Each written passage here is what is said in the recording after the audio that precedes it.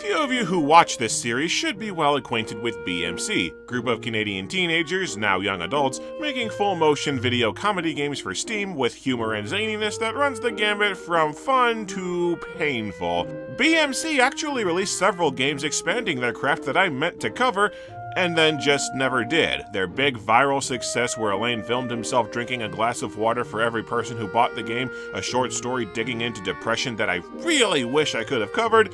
Even if you don't like BMC, I respect the hell out of their eagerness to evolve, change, and experiment. But then the unthinkable happened. BMC got banned from Steam. You can't buy any of their games anymore. To try and counter the ever-increasing number of asset flips and hate speech on Steam, Valve added to its terms of use that they can ban developers for making, and I quote, troll games. The problem is that I don't believe it's defined anywhere just what in the hell a troll game is, so if a single Steam moderator looks at you funny, you can eat an instant permanent ban with absolutely no idea what you did wrong, and there isn't a damn thing you can do about it. Mellow Online is investigating, trying to get them reinstated, and was gathering information for me to do a more in-depth editorial, but he's been swamped on other things. So, yeah, BMC is gone from Steam, and while I have a few of their titles left to cover, I didn't manage to snap up all of them. That sucks.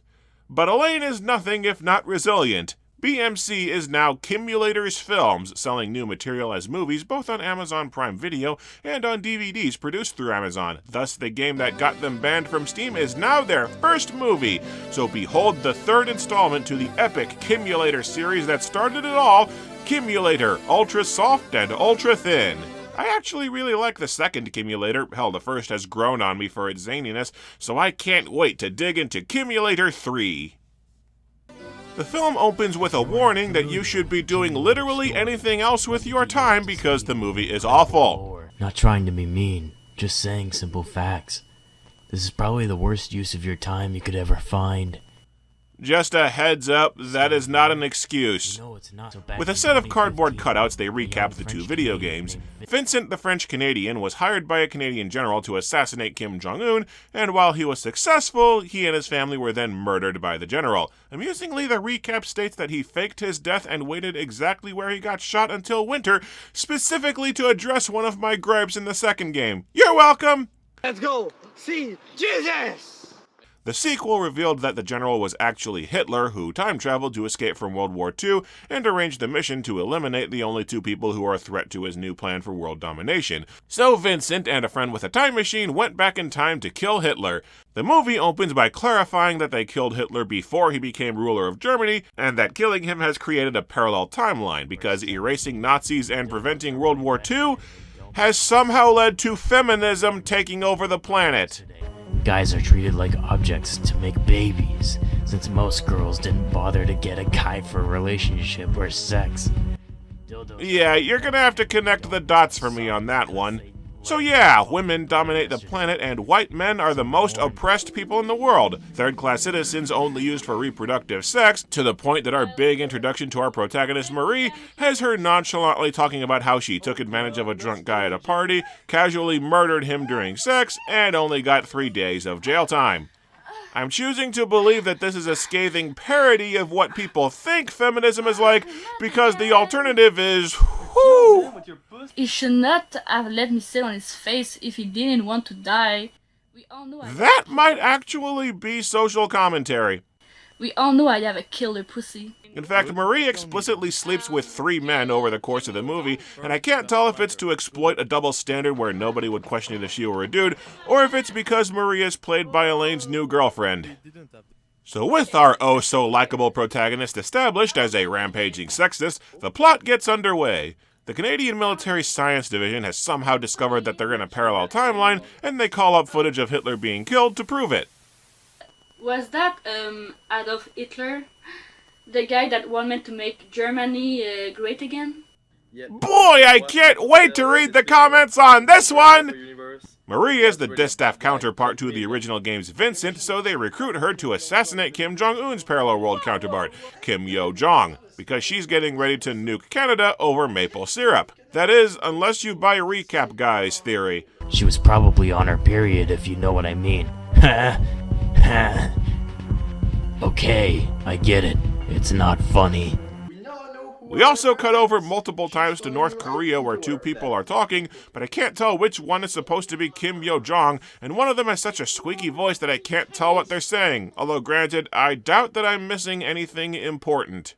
Yes, yes, yes. It rolled Chinese. So Marie is sent on her quest to North Korea with a communicator watch that, I'm not gonna lie, looks pretty epic. But every step of the way, Marie is a self-important, condescending bitch about it, because being sexist is pretty much the only character trait that she has. Well, that and horniness. Shut up and come here!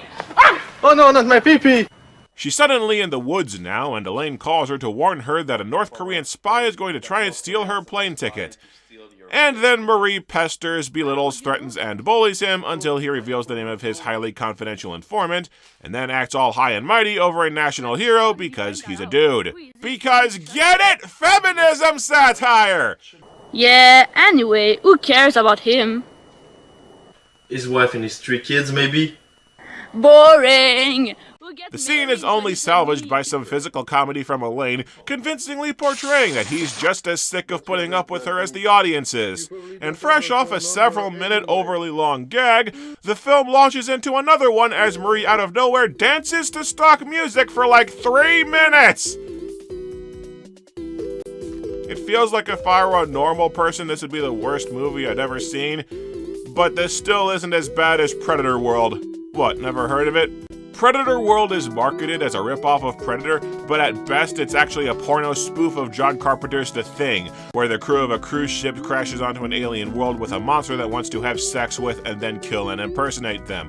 A woman dies by having alien wasps hatch out of her boobs, the lead looks like she wants to light the set and the crew on fire, and they defeat the monster by overdosing it with boner medication so that it explodes. I'd review it, except I'd have to black box half the movie for nudity, and that sounds like a huge pain in the ass.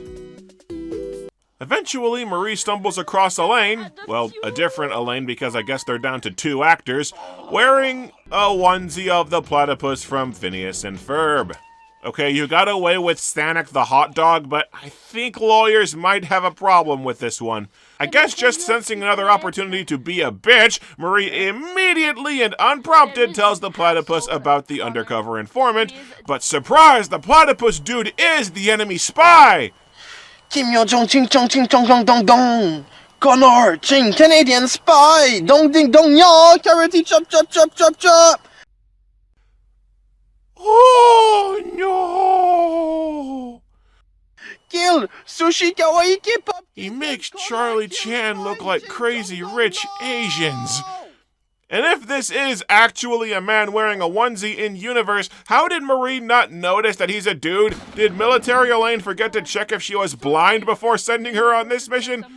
Well, the spy steals her plane ticket, and after an actually kinda funny interlude where Elaine struggles with a prop mustache, Marie Naruto runs after him. This leads to them chasing each other through a house with a jumble of random and repeated cuts for 4 minutes!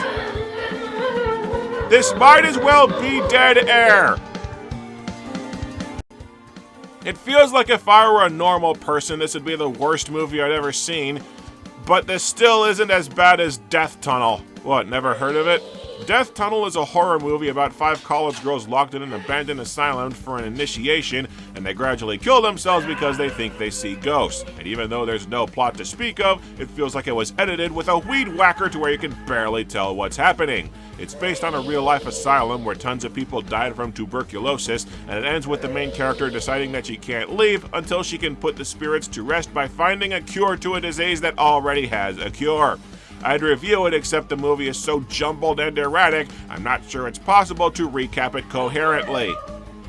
So after what feels like a year has gone by, Marie catches the spy, and fresh off 2 overly long tortured gags in a row, they argue for a few minutes over whether or not the platypus is a man. Must resist urge to make Linkara reference. Me, 45-year-old Asian boy. Maybe we don't have the biggest PP. That's the African who does. You are being so racist, ding dong ding dong. Okay, the racist dude calling somebody else racist did make me laugh. If someone takes this too seriously, they are the racist. This is literally the stupidest and lowest form of comedy known to mankind. Yeah, that's not how that works. Marie slap fights the dude into submission while they call each other gay. Charming. Then she flies to North Korea, or rather the same school ground as the original game, while Elaine freestyle raps about putting his penis into a magnet, because that's a thing now. The experience was something I'd like to forget, but what do you expect doing this with a willy? Marie gets a call from the military dude saying that he put a bomb inside her ass, and they won't be able to remove it until she gets back to Canada. It's supposed to be insurance to make sure that she actually completes the mission, but it plays more like he's just fed up with her bullshit. I know that. Do you think I'm a man or something? Oh, sorry, I didn't mean to offend you. Then Marie runs into exactly one guard and subdues him with a kick to the nuts. Oh, never mind, he's fine. That kick to the nuts must have been a branching path in the game version. Instead, she subdues him with another 3-minute dance number. It feels like if I were a normal person, this would be the worst movie I'd ever seen. But this still isn't as bad as Space Thunder Kids. What, never heard of it? Space Thunder Kids is a Korean anime made entirely out of redubbed snippets from about a dozen other Korean animes, where an army of Transformers, Gundams, G.I. Joes, Tron characters, Megazords, and Star Trek vessels fight a disjointed, plotless, galaxy-wide war against the Dark Emperor, with characters having vastly different art styles from shot to shot because scenes of the same one person are taken from completely different series. It has more blatant animation and continuity errors than can be counted, and I'd review it, except Spoonie and Bennett the Sage already did. Marie gets past the guard by beating him to death with a doll of a basketball player. Fair enough, only to get captured anyway. She is taken to Elaine in another wig. Kim Yo-jong. She tries to talk her way out, and military Elaine hops on the radio to make things worse. My name's Jeff. Like in 21 Jump Street. My name's Jeff. You're not funny, stop it! Hey, that's just what my audience yells whenever I publish one of these reviews. So Marie is helpless, staring down a cruel dictator threatening her homeland, and there's a bomb inside her ticking down to explode. We may actually get a final confrontation to cap off the series in epic style! Or the bomb in Marie's ass explodes, detonating all of North Korea's nukes and destroying the world. I wonder what happened on Earth. Or are you not dead? A bomb exploded inside your asshole. I'm a strong woman. I feel kinda ripped off. And between this and Tomato Way, what is it with trilogies that I follow ending by blowing up the planet?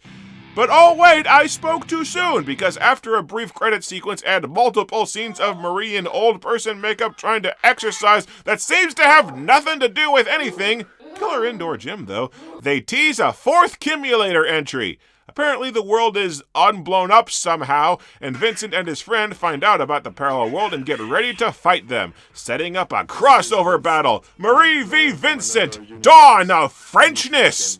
Coming presumably whenever they can get Vincent's actor back because he hasn't been in the last several games.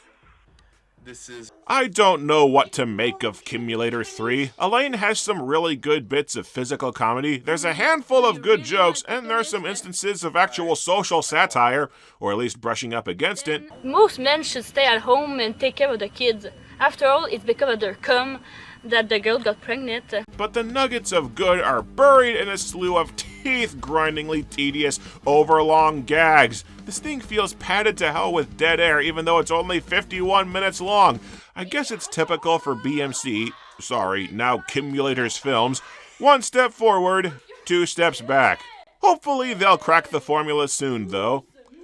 Or hopefully they have already and it was just in one of those games that I missed.